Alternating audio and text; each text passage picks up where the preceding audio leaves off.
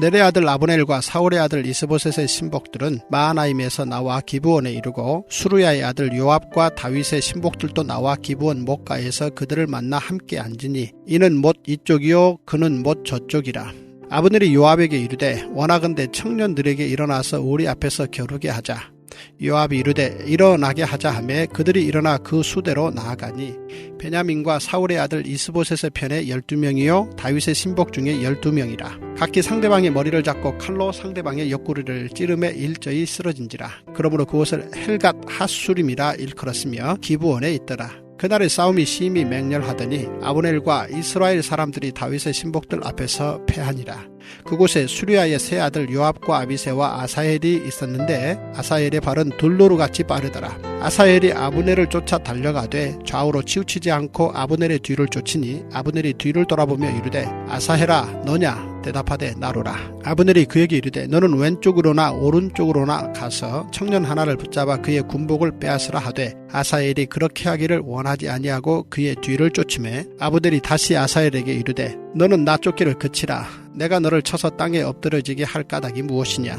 그렇게 하면 내가 어떻게 내 형 요압을 대면하겠느냐 하되 그가 물러가기를 거절하매 아브넬이 창 뒤끝으로 그의 배를 찌르니 창이 그의 등을 꿰뚫고 나간지라. 곧 그곳에 엎드려져 죽음에 아사헬이 엎드려져 죽은 곳에 이르는 자마다 머물러 섰더라.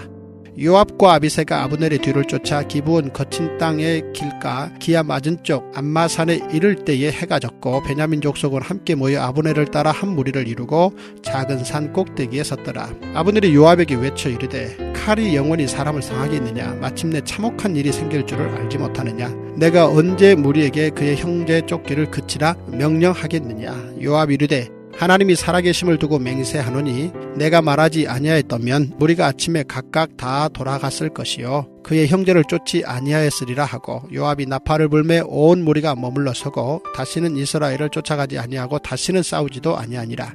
아브넬과 그의 부하들이 밤새도록 걸어서 아라바를 지나 요단을 건너 비드론 온 땅을 지나 마하나임에 이르니라.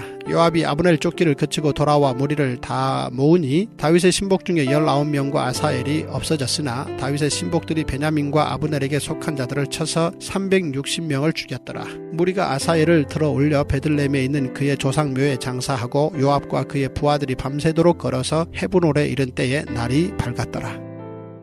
함께 보실 말씀은 우리를 약하게 만드는 것들이라는 제목으로 함께 말씀을 나누도록 하겠습니다. 저는 성경에서 다 좋습니다. 다 좋은데 저는 성경에서 다윗을 제일 사랑합니다. 다윗을 제일 좋아합니다. 그리고 다윗이 저한테는 굉장히 특별합니다. 왜냐하면 그의 일대기를 보면 한 죄인을 구원하시는 하나님의 구원 방식을 이제 볼 수 있기 때문인데요. 만약 그런 생각을 해봤습니다. 만약에 사무엘이 사울의 뒤를 이어서 2대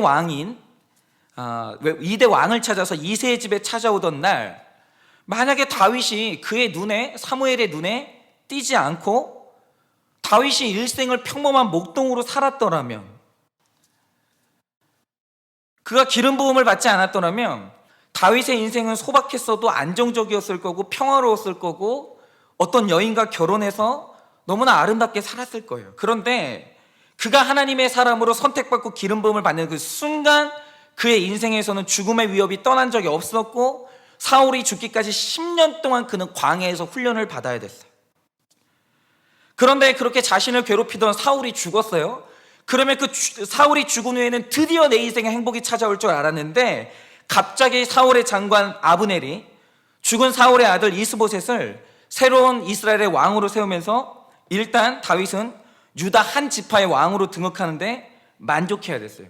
여러분이 아시는지 모르겠지만 사울이 죽자마자 다윗이 왕이 된 게 아닙니다. 여러분, 사울이 죽고 나서 사울의 뒤를 그 세력들이 여전히 가지고 있었어요. 그래서 다윗은 12지파 중에 겨우 한 지파의 왕이 됐고 굉장히 오랜 시간 동안 11지파는 사울 일가가 다스리고 있었어요. 그런데 남과 북이 통일될 때까지, 다윗이 통일 왕국의 왕이 될 때까지, 그럼 다윗이 몇 년을 더 기다려야 됐냐? 7년 6개월을 더 기다렸습니다. 그러니까 인간적인 눈으로 볼 때 택자로 살아간다는 것은 기적이 일어나는 화려한 인생이 아니라 피를 철철 흘리면서 십자가를 지고 가는 참혹한 사건과 그리고 훈련의 연속인 겁니다. 그런데 우리가 여기서 주목해야 될 것은 7년 6개월이라는 이 다윗의 기다림의 시간 동안 아주 중요한 것은 뭐냐면 12지파 중에 11지파를 차지했던 사울 왕조는 점점 약해지는 거예요. 그런데 겨우 한 지파를 다스리는 데 그쳤던 다윗 왕조는 점점 강해지기 시작하는 거예요. 그리고 결국 나중에 통일 왕국의 이 왕은 고난 가운데 십자가를 지고 살았던 다윗이 온 나라를 다스리는 기적이 일어났습니다. 그럼 우리가 오늘 그러면 생각해 봐야 될 게 이겁니다. 그게 뭐냐면 도대체 무엇이 사울을 점점 약하게 만들었고 무엇이 다윗을 점점 강하게 만들었는가? 그래서 오늘은 무엇이 우리를 약하게 만들고 무엇이 우리를 강하게 만드는지 그것을 한번 살펴보고자 합니다. 첫째로 우리 마음의 아브넬 때문에 우리는 점점 약해집니다. 14절에서 17절 내용인데요, 읽지는 않겠습니다. 자, 사울이 블레셋과 이제 1대 왕이었던 사울이 블레셋과 싸우다가 전사를 하게 됩니다. 그래서 요단 서편의 주도권을 블레셋에게 빼앗기고 맙니다. 그러자 사울의 이제 군대 장관이죠, 아브넬과 사울의 아들인 이스보셋은 요단 동편으로 망명을 하고 쫓겨나게 돼요. 그리고 나서 이제 거기서 다시 한번 세를 규합한 다음에 영토를 넓히기 위해서 아브넬이 이끄는 군대가 다윗이 당시에 통치하고 있었던 유다 북쪽의 경계에 있는 기브온까지 진격을 했어요. 그러자 다윗은 자기 땅을 지켜야 되니까 신하 요압을 보내서 그들을 막기 위해서 역시 그 다윗의 사람들도 기브온으로 출정을 했어요. 그래서 어느 순간 사울의 군대와 다윗의 군대가 기브온에서 마주보고 앉게 된 겁니다. 그런데 우리가 여기에서 알아야 될 사실이 있어요. 그게 뭐냐면 다윗이 기브온에 군대를 보냈어요. 보내긴 보냈는데 절대로 형제하고 전쟁을 하려고 보낸 게 아니었어요.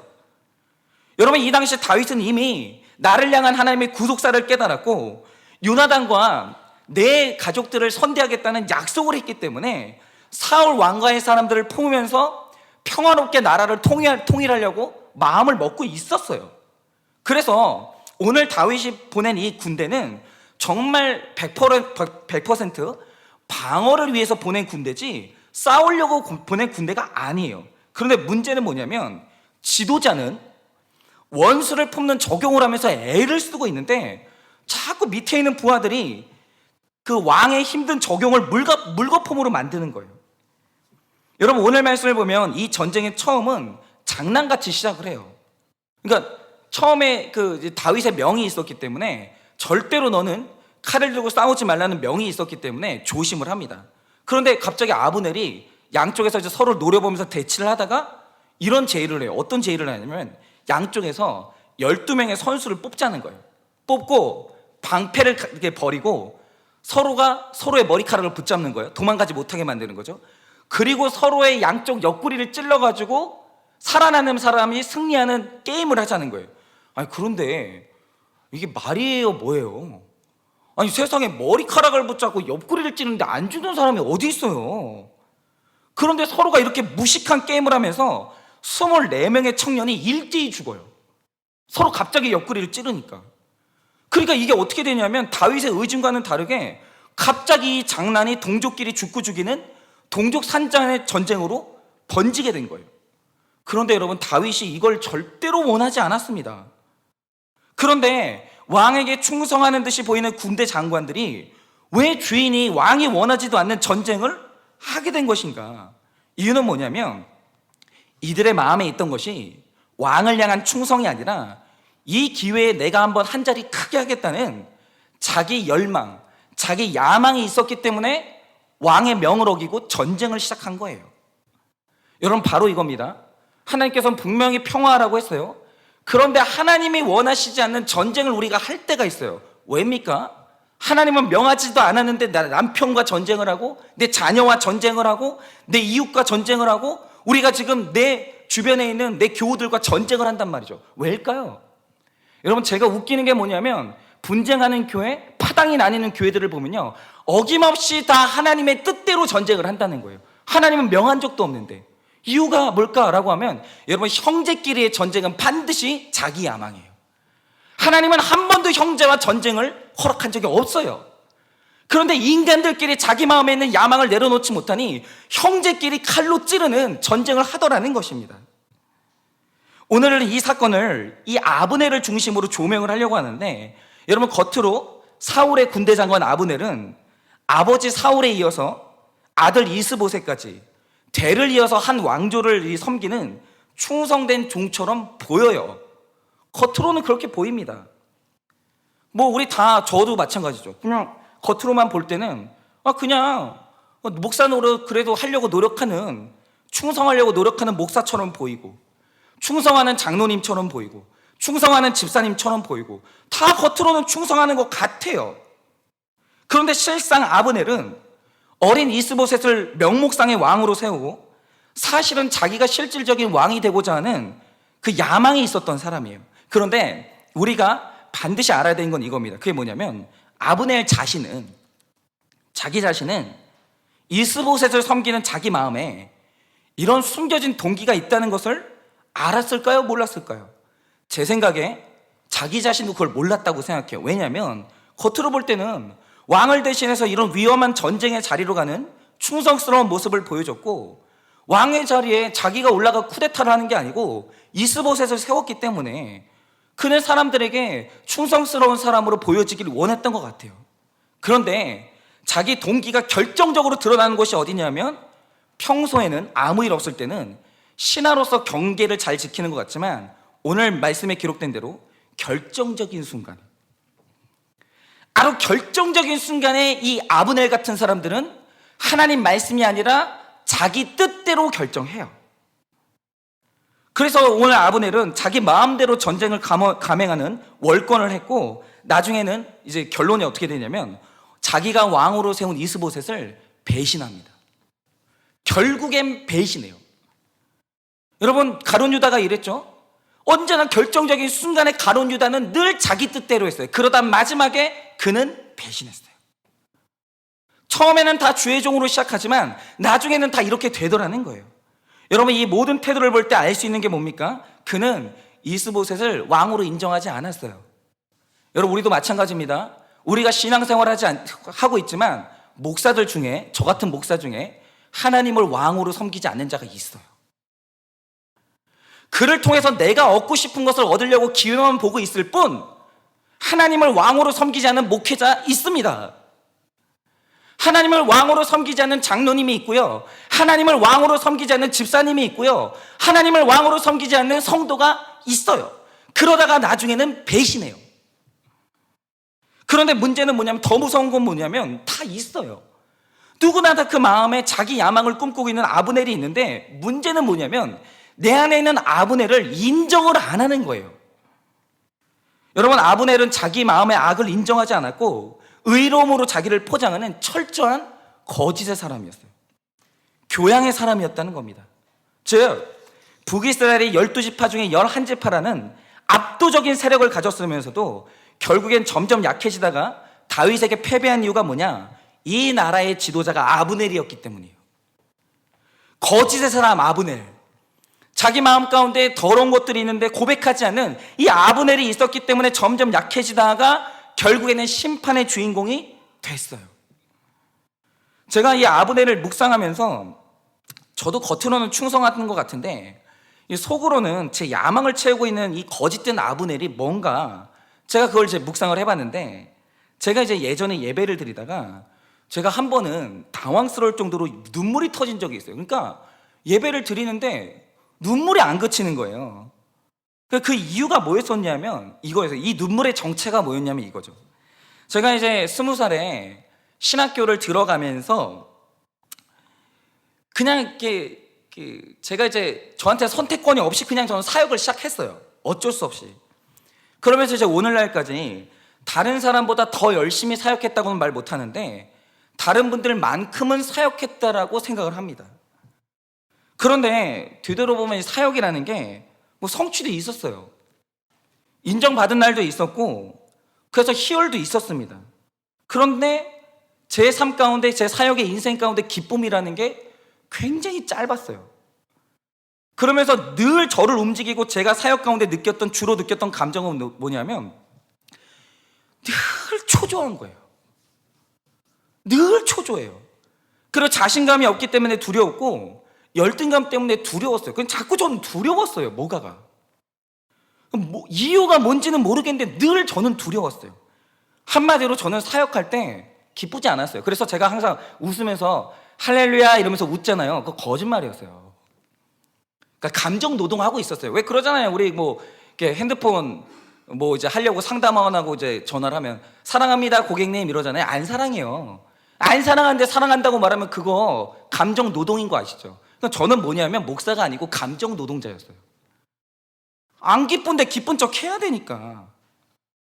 왜 그러냐면 누구나 사역을 하면서 인생을 살면서 어느 정도 자기 십자가에 대한 부담이 있는 거는 정상이에요. 정상인데 저는 제가 생각해도 제 부담감이 주제를 넘는 부담감이었어요. 그리고 제일 무거웠던 십자가가 뭐였었냐면 설교가 제일 무거웠어요. 제일. 여러분 사람이 자기 주제를 아는 것만큼 오늘 우리가 이 간증을 들었지만 사람이 자기 주제를 파악하는 게 이 세상에서 제일 중요한데 저는 담임 목사가 아니에요. 당시에 저는 부교육자였기 때문에 그냥 제 자리만큼의 부담감을 느끼는 게 겸손이에요. 아니 생각을 해보세요. 제 딸이 어느 날 한숨을 팍 쉰다고 하죠. 그 제가 물어봐요. 왜 한숨을 그렇게 쉬니? 그 제 딸이 이러는 거예요. 아빠 우리 가정에 그 경제가 어려워. 그럼 이거 맞는 부담감입니까? 그거는 걔한테 허락된 부담감이 아니에요. 그건 걔가 지가 결혼해가지고 자기 가정을 꾸리면 그 부담감을 가지고 그냥 얘는 있잖아요. 초콜릿이 먹고 싶은데 초콜릿이 없어. 그냥 그런 부담감만 가지면 되는 거예요. 근데 제가 만약에 부교육자인데 마치 담임 목사님들이 느끼는 부담감을 가진다면 그건 이상한 거예요. 그런데 제가 제 주제에 맞지 않는 부담감과 두려움을 느끼고 저는 자꾸 사역을 하고 있는 거예요. 그런데 이게 왜 그런가 이유를 몰랐거든요. 근데 어느 날 예배 가운데 어떤 사람의 간증을 듣다가 왜 내가 이렇게 과도한 부담감을 느끼고 사역하는지 그 이유를 알게 됐어요. 이유가 뭐냐면 제가 이제 20살이 되자마자 이 아버지 교회에서 전도사 사역을 시작했는데 그 무렵에 제 아버지 교회가 한창 내리막길이었어요. 그러니까 교회가 내리막길이다라는 뜻은 뭐냐면 교회의 성도님들이 계속 떠나는 거예요. 그냥 무기력한 거예요. 그런데 뭐 이런 거죠. 그러니까 그 당시에 저희 교회는 뭐냐면 사람들이 교회를 와가지고 계속 고민하는 게 뭐냐면 언제 어떤 구실로 교회를 나갈까? 내가 어떤 명분을 대야 죄책감 없이 교회를 나갈 수 있을까? 이것만 사람들이 고민하는 교회였어요. 그래서 만약 또 누군가가 목사님 저는 이제 교회를 떠납니다라고 선언하면 아버지만큼이나 제 마음이 촛농처럼 녹아내리는 거예요. 그래서 어떻게 했냐면 이 아버지의 체면을 구길 수 없으니까 신학생인 제가 가가지고 떠나지 못하게 붙잡고 설득을 하곤 했습니다. 그런데 여러분 누가 설득되겠어요?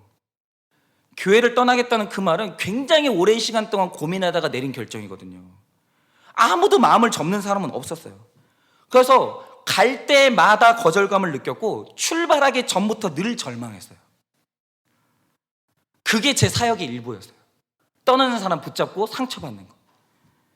그러다가 어느 날 이거는 도저히 안 잡을 수가 없는 너무 중요한 일꾼이 떠난다는 얘기를 들은 거예요. 그 사람이 누구냐면 성가대 지휘자였는데 생각해보세요. 성가대 대원이 한 명 떠나면 성가대 운영돼요. 문제는 뭐냐면 지휘자가 떠나면 어떻게 될 거예요? 이거는 교회 예배가 너무 썰렁해지는 거예요. 그걸 생각하니까 견딜 수가 없어가지고 내가 이분만은 붙잡아야 되겠다는 생각을 가지고 저 만나러 갔어요. 근데 설득을 하는데 마음이 바뀌겠습니까? 안 바뀌죠.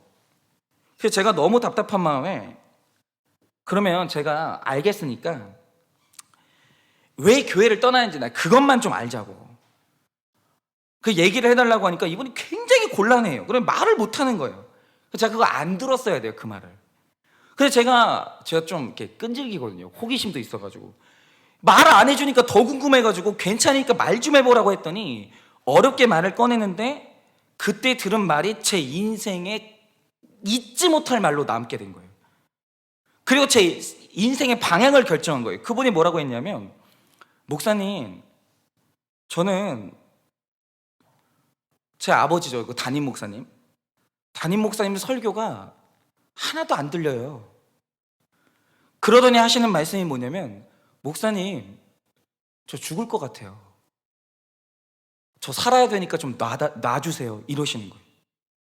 근데 그때 목사님, 저 살고 싶어요 라는 말이 천둥 소리처럼 들리는 거예요. 그러면서 처음 안 사실이 이거예요. 성도에게는 말씀이 안 들리는 게 취향의 문제가 아니라 죽는 문제구나. 이거 말씀 안 들리면 살 수가 없구나. 목사가 성도에게 할 수 있는 가장 잔인한 짓은 안 들리는 설교하는 거구나, 이 생각이 들면서 이게 제 아버지한테 한 말이거든요. 근데 그게 저한테 한 말로 꽂혀버린 거예요. 그러니까 아버지인 담임 목사님의 문제를 내가 해결해야 된다는 부담감이 생겼고, 아버지와 제 인생이 동기화가 돼버린 거예요. 그런데 여러분, 인생 이렇게 살아가는 사람 너무 많아요. 그거 어머니 문제거든요. 그거 아버지 문제거든요. 근데 어머니, 아버지의 문제를 내 짐으로 떠안고 그거 해결하고 살아가는 사람이 얼마나 많은지 몰라요. 그러니까 알 수 없는 고난을 당하는 거예요. 그러니까 부모의 짐은 부모가 해결해야 되는데 자식이 해결하다가 애매한 고난 가운데서 힘들어하는 사람이 얼마나 많은지 몰라요. 근데 제가 그렇게 됐어요. 그래서 그 다음부터는 누가 그러라고 한 것도 아닌데 아버지의 짐을 제가 짊어지고 가니까 저에게 설교 강단은 공포의 현장이 되는 거예요. 그러니까 설교에서 실패하면 그 성도에게 죽을 만큼 고통을 줬다는 죄책감과 내가 누군가를 실망시켰다는 그 수치심 때문에, 그리고 이제 저 사람도 나를 떠나겠지? 나를 욕하고 떠나겠지? 이 두려움이 저를 지배해버린 거예요. 그러니까 제가 설교를 준비할 때 뭘로 준비했겠어요? 지금까지 저는 기쁨으로 준비해본 적이 없어요. 그러니까 제가 설교 준비를 하면서 야, 오늘도 말씀 하나를 깨달았다, 이런 적은 한 번도 없었어요. 언제나 난 살아야 돼, 나 실패하면 안 돼, 난 반드시 그 사람을 설득시켜야 돼, 이런 혈기로 설교를 준비한 거예요. 왜요? 인정받아야 되거든요. 그러니까 저는 뭐냐면 목사인데 굉장히 병든 사람이었어요. 정말 아픈 사람이었어요. 누가 그때 저보고 병원 좀 가보라는 얘기를 했으면 저 빨리 나았을 텐데 굉장히 아픔을 가진 채로 오랜 시간을 지냈어요. 그런데 그때 제가 깨닫게 된 사실이 뭐냐면, 여러분, 성령 충만하면 점점 강해지거든요. 그런데 성질 충만해지잖아요. 성질 충만하잖아요. 그럼 사람이 에너지는 있는데 점점 약해져요. 제가 성령 충만이 아니라 성질 충만으로 아무리 열심히 해도 점점 교회가 강해지는 게 아니라 사람들이 점점 약해지면서 제 설교를 듣고 변화되는 사람이 아무도 없는 거예요. 아무도. 제가 이 큐티를 하면서 우리 이하림 집사님처럼 제 안에 거짓의 사람 아브넬이 있다는 사실을 알게 되었고, 제가 이것과 싸우면서 지금도 나아가고 있어요. 여러분 안에는 어떤 교활한 아브넬이 있으십니까? 여러분, 지금 우리 안에는 숨겨진 내 아브넬이 있어요. 내가 지금도 하나님 앞에서 웃으면서 살아가는 것 같지만 내 인생을 비틀어지게 만들고 지금도 내 인생을 애매한 고난으로 끌고 가고 있는 내 안에 아브넬이 있다라는 거예요. 겉으로는 충성하고 겉으로는 거룩하게 사는 것 같지만 사실은 내 안에 거짓으로 일관하고 있는 아브넬이 있다라는 거죠. 여러분은 어떤 아브넬이 있습니까? 최소한 오늘 우리 가운데 가장 온전한 자는 간증을 하신 이하림 집사님이에요. 왜냐하면 집사님은 드디어 내 안에 있는 아브넬을 발견했고 그것을 십자가 밑에서 회개했기 때문이에요. 그런데 아브넬은 죽는 그날까지 자기 안에 숨겨진 이 위선을 발견하지 못했어요. 그래서 아브넬은 결국에는 멸망당했습니다. 여러분은 여러분 안에 있는 숨겨진 이 위선자 아브넬을 보고 계십니까? 여러분, 오늘 이 악이 단순히 용서받는 게 아니라 십자가 밑에서 공격을 받아 여러분 모두가 점점 강해지시기를 예수님의 이름으로 축원을 드립니다. 적용 질문 드립니다. 내 안에 있는 거짓된 아브넬은 무엇입니까? 내 안에 있는 거짓된 아브넬은 무엇입니까? 요즘 여러분은 점점 약해집니까? 점점 강해집니까? 요즘 여러분은 점점 약해지고 있습니까? 점점 강해지고 있습니까? 둘째로, 만용을 부리면 점점 약해집니다. 18절에서 23절 내용인데요. 오늘 기브온에서 아브넬과 요압 사이에 이 돌발적인 전쟁이 일어났죠. 이 싸움에서 아브넬이 패했고 도망을 가는데, 그러자 그것을 놓치지 않은 요압의 동생 아사엘이 그 뒤를 빠르게 추격합니다. 그런데 이 추격할 때 추격하는 이유가 뭐냐면 딱 하나예요. 죽이겠다는 거예요. 여러분, 죽이지 않을 거면 뭐하러 쫓아가요? 그런데 그가 전속력으로 쫓아가는 이유가 뭐냐면 내가 너를 반드시 오늘 죽이겠다는 거예요. 너의 목에 내가 오늘 칼을 꽂아 넣겠다는 거죠. 그러면서 고삐를 쥐고 추격을 하기 시작합니다. 그런데 우리가 여기서 이제 띵크해봐야 될 게 있는데, 그게 뭐냐면 여러분, 이렇게 추격을 하죠. 근데 이 추격은 충성일까요? 만용일까요? 왕을 위해서 쫓아가는 걸까요? 아니면 자기 그 만용 때문에 쫓아가는 걸까요? 여러분, 이 추격은 만용인데요. 왜냐하면 이 아사엘의 추격이 분별이 없어서 나오는 행동이기 때문이에요. 이게 무슨 뜻이냐면, 자, 오늘 지금 죽이겠다고 아브넬을 죽이겠다고 아사엘이 쫓아가고 있는데, 그 이유가 뭐냐면 그가 이제 그 다윗의 원수죠. 사울의 오른팔이기 때문이에요. 그래서 다윗과 그를 따랐던 충신들의 입장에서 보면 이가 갈리는 원수가 맞습니다. 그런데 그거보다 훨씬 중요한 사실이 있어요. 그게 뭐냐면 아브넬은 이방인이 아니에요. 아브넬은 블레셋 사람이 아니에요. 아브넬은 나를 괴롭게 하는 사람이 맞지만 동시에 나와 같은 피가 흐르는 내 동족, 내 식구예요. 그렇게 언젠가 다윗이 통일 왕국의 왕이 되면 아브넬은 다윗의 백성이 될 사람이고 그 나라에서 역할을 맡을 만한 인재였어요. 그래서 다윗은 이거를 분별했기 때문에 아브넬을 죽이지 않고 그를 품고자 했어요. 근데 문제는 뭐냐면 이 아사엘이 분별이 안 되는 거예요. 여러분, 우리도 마찬가지죠. 여러분, 우리들 중에 내 옆에서 지금 내가 끝까지 싸우면서 추격하는 사람이 내 적인지 내 형제인지 분별하는 것이 믿음이고 지혜인데, 여러분, 아사엘은 지금 혈과 육의 싸움에 사로잡혀서 식구를 쫓아가서 죽이겠다고 쫓아가는데 그게 누구냐면 식구를 쫓아가고 있는 거예요.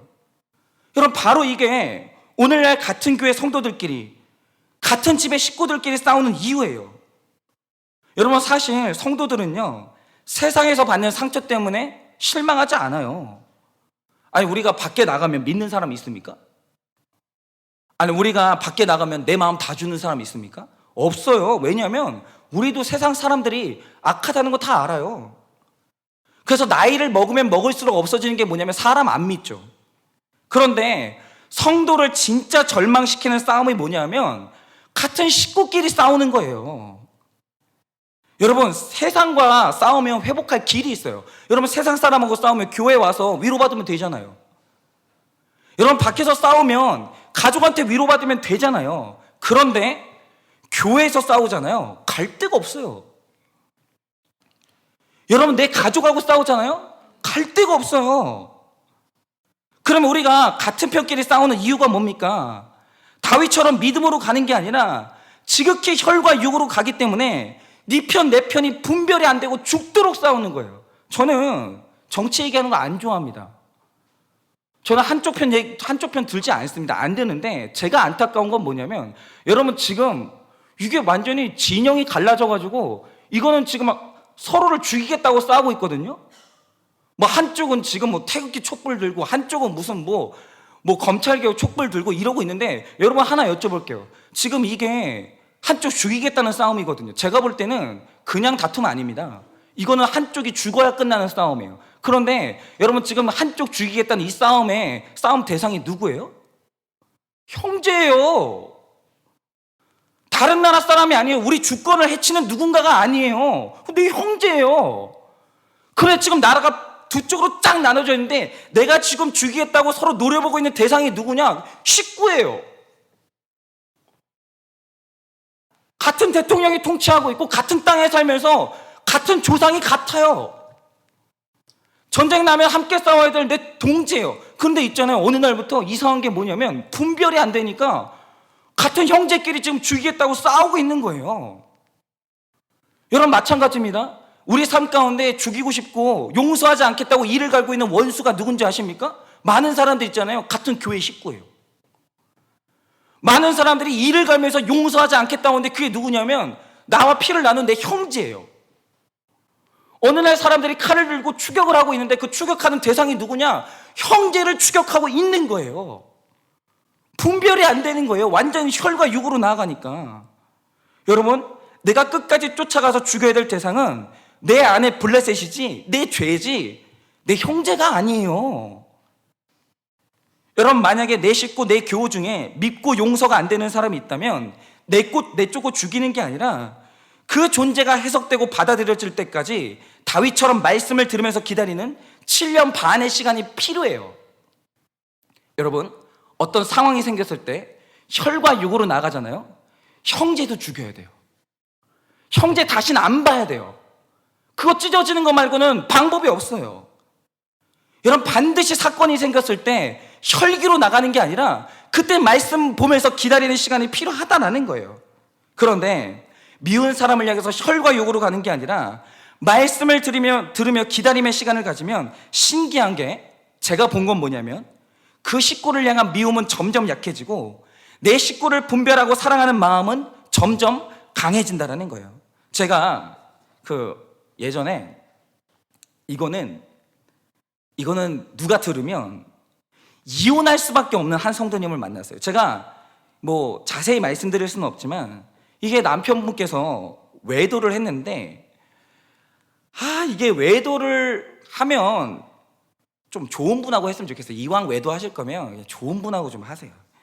외도를 했는데 너무 이상한 사람하고 외도를 한 거예요. 그래가지고 외도를 하는데 그 상간녀 있죠. 상간녀가 이제 끊으려고 하니까 그 자녀한테 전화해가지고 내가 네 아빠랑 연애하는 사람인데 이런 식으로 전화를 하고 학교를 찾아가고 집을 찾아가고 집 문을 두드리고 난리가 난 거예요. 그러니까 만나기는 외도를 했는데 너무 이상한 사람을 만난 거예요. 그래서 그 외도가 발각되고 끊는 과정에서 정말 이렇게 망신이란 망신은 다 당했어요. 자녀 마음에 상처 내고 난리가 났었어요. 그래서 제가 이분을 이제 만나기로 약속을 잡았을 때는 목사님, 만나는 건 좋은데 저는 이혼할 거거든요.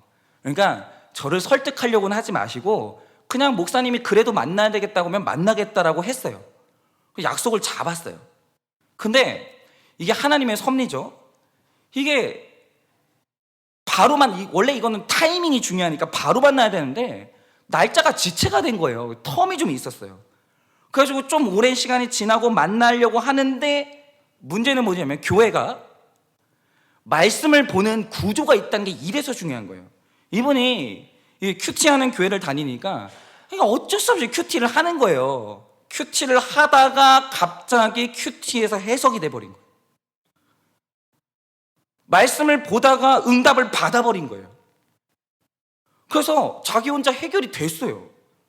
그래서 갑자기 또 저한테 전화하시더니 이번엔 말을 바꾸는 거예요. 목사님, 죄송한데 자꾸 제가 말을 바꿔서 죄송한데 저 이혼 안 하니까요. 이혼 안 할 건데도 만나실 거면 만나시고 바쁘시면 안 만나셔도 된다고.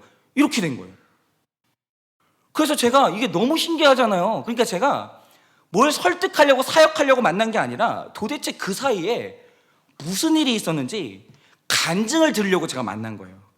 근데 제가 이제 그러면서 이제 서로 위로하고 격려하고 그런 시간을 갖고 제가 이제 헤어졌는데 제가 이제 말씀드린 게 뭐냐면 이거예요. 제가 그날 이제 카페에서 만났거든요. 카페에서 만나는데 뒤돌아서 이제 생각해보니까 그날 카페에서 나눴던 대화 내용이 너무 웃기는 거예요. 뭐냐면 저는 그런 거 안 믿어요. 뭘 안 믿냐면 악하고 음란한 세상에서 외도 안 한 사람은 없어요. 혹시 저는 아닌데요 이런 분 계십니까? 근데 죄송한데 분명히 성경은 기준을 낮추지 않아요. 마음으로 생각만 해도 외도예요. 여러분, 만약에 내 생각이 배우자한테 다 들킨다고 하면 같이 살 수 있는 사람 몇 안 돼요. 특히 남성 동지들은 무슨 생각하는지 다 압니다. 제 앞에서 속이지 마십시오. 그런데 여러분, 우리가 악하고 음란한 세상에서 행위로나 생각으로나 다 지금 외도를 하고 있는데 우리가 그날 만나가지고 너무 축하를 해준 거예요. 뭐라고 축하했냐면, 남자들은 다 외도하고 여자들도 드라마 보면서 공유랑 외도하고, 저기 누구야, 송중기랑 외도하고, 또 요즘 누구 있죠? 누구 있어요? 에? 누구예요? 정혜인 얘기하는 사람 지금. 정혜인이랑 외도하고 지금 다 외도했는데, 중요한 사실은 뭐냐면 다 외도하는데, 어머 집사님 너무 이상한 여자랑 남편이 외도해가지고 얼마나 감사하냐고. 이상한 여자랑 외도를 하니까 남자가 뒤어가지고, 남편이 뒤어가지고 다시는 외도 안 한다는 말도 나오고, 외도하는 기간도 짧아지고. 에? 근데 거기다가 이제 남편이 자녀한테까지 드러났잖아요. 이게 숨겼으면 좋겠는데, 아니 그 여자가 너무 이상한 사람이라 애 학교까지 찾아간 거예요. 그러니까 이 남편분이 죄가 드러나면서 안 나오던 예배를 나오는 거예요. 그러니까 그 딸이, 아빠 오늘 예배 안 나가면 나 다시는 아빠 안 본다고. 그러니까는 예배를 나가는 거예요. 그러다가 얘가 또 요구하는 거예요. 아빠 소그룹 예배 안 나가면 다시는 아빠 안 본다고. 소그룹 예배 나가는 거예요. 그러니까 우리가 한 말이 뭐냐면, 아유 그 외도녀가 복덩이라고, 얼마나 감사하냐고. 그 외도녀 안 만났으면 남편분이 지옥 갔다고 그러면서 서로 감사하다고 축하한다고 그러고, 그 아내분은 맞다고 그 외도녀한테 어떻게 감사해야 될지 모르겠다고 그러고 있는 거예요. 그러니까 구원의 관점에서 보면 이 상간녀는 이 가정의 복덩이고, 남편분이 외도를 안 했으면 구원에서 멀어질 뻔했다고 그 자리에서 있잖아요. 서로 축하하고 앉아 있는 거예요. 그런데 생각해 보세요. 우리 대화를 옆 테이블에 불신자가 들었다고 생각해 보세요. 뭐지 이건? 그냥 추측하기로 저 여자는 남편이 바람이 났다는데 그 상간녀한테 고맙다고 하고, 좀 저 사람들은 관계가 어떻게 되는지 모르겠는데 축하한다고 하고, 저 춘 선생처럼 생긴 놈은 직업이 뭔지 모르겠는데 자꾸만 웃고 있고, 그러면서 이게 뭐 너무 이상한 거죠. 그러니까 뭐냐면, 이런 경우에 세상 사람 같으면 그 남편이 식구입니까? 여러분, 이 남편이 이런 행동을 했을 때 칼을 들고 쫓아가지 않을 아내가 어디 있어요? 이 죽음으로 끝내야 되는 원수죠. 그러니까 아사엘이 자기 형제 아브넬을 쫓아갔던 것처럼, 아니 칼 들고 쫓아가지 않을 아내가 어디 있어요? 당장 이혼하고 끝내겠다고 만용을 부리겠죠. 그런데 우리가 어떻게 축하한다고. 그리고 이 아내분은 그 상간녀가 너무 고맙다고, 그 여자 만나가지고 우리 남편이 구원받았다고. 어떻게 이런 말을 할 수 있죠? 이건 뭐냐면 세상을 말씀과 구원의 관점으로 봐야 할 수 있는, 이게 바로 천국의 언어예요. 여러분, 진짜 방언은 세상은 절대로 알아듣지 못하는 구속사의 언어예요. 그런데 우리가 어떻게 이런 상황에서 만용이 아니라 오늘 내 남편 죽여야 되겠다고, 나는 내 남편 살려둘 수가 없다고, 이런 만용이 아니라 천국의 언어로 소통하면서 어떻게 그를 용서할 수 있겠습니까? 이유는 뭐냐면, 미운 식구가 있을 때 이 아내분이 진짜 잘한 게 뭐냐면 혈과 육으로 나가지 않았어요. 그분이 말씀을 피고 기다리는 시간이 있었기 때문이에요. 여러분, 아까 우리 집사님의 간증을 생각해 보세요. 만약에 집사님의 죄가 드러나는 사건이 생겼을 때 이 사건을 혈과 육으로 대했으면, 여러분 아까 말한 것처럼 자살하는 것 말고 방법이 없어요. 여러분, 자살은 절대로 성령 충만한 사람은 자살 안 해요. 언제나 자살하는 사람은 왜 그러냐면, 내 사건이 생겼을 때 수치심이라는 혈과 육으로 대하니까 자살하러 갈 수밖에 없는 거예요. 어떻게 견딜 거예요? 그 절망감을, 그 수치심을 뭘로 견딜 거예요? 나 자신에 대한 실망과 죄책감, 그동안 쌓였던 모든 것이 다 무너지는 허무함, 사랑하는 사람들이 다 나를 정죄하는 그 외로움 속에서 만약 혈기로 그 상황을 대했으면 자살해야 돼요. 어디 갈 거예요? 아니, 어디 갈 거냐고요. 그런데 그 자살이 바로 만용이에요. 내 죽음으로 모든 걸 책임지겠다는 거죠. 그런데 죽을 수밖에 없는 고난 가운데 진짜 감사한 게 뭐냐면, 집사님이 예배의 자리를 지켰다는 거예요. 그리고 진짜 천만다행인 건 뭐냐면, 여러분, 우리 중에 누가 집사님 사연 알고 위로 한마디라도 해준 사람이 있어요? 우리 잘못도 아니죠. 왜냐하면 우린 몰랐기 때문에. 그런데 집사님을 살린 건 딱 하나예요. 말씀이 들렸기 때문이에요.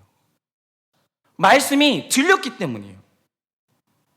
말씀이 들리고 혈과 육이 아니라 회개라는 하늘의 언어로 하나님과 사람 앞에서 죄 고백을 하니까, 하나님이 이상한 게 뭐냐면 벌을 주시는 게 아니라 집사님과 함께 울고 함께 우는 공동체를 주시고 가정의 회복을 주신 거예요. 여러분, 언제나 죄 고백이 있는 곳에 하나님이 벌을 주시는 법은 없어요. 그런 건 성경에 없어요.